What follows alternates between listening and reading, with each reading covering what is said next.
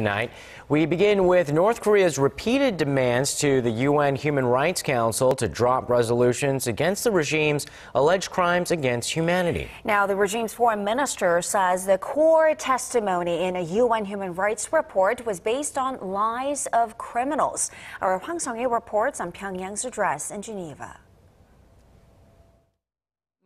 North Korea's Foreign Minister Su-yong used his platform to denounce a landmark UN report on Pyongyang's human rights abuses that was published last year.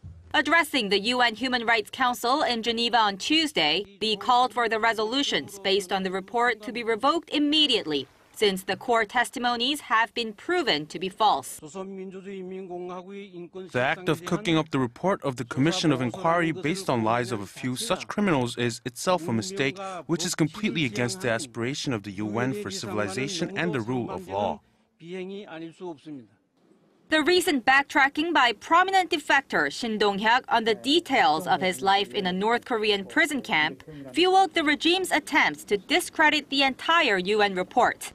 Lee said the world body should also look into the CIA's harsh treatment of terror suspects. The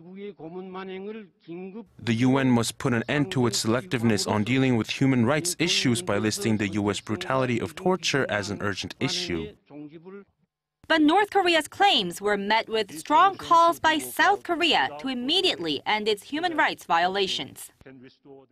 We call on the DPRK to immediately take concrete and sincere steps so that its people can carry on a normal, dignified life.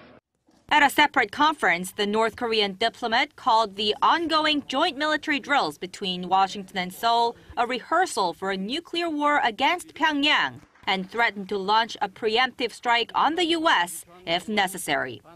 Hwang Sung-hee, Arirang News.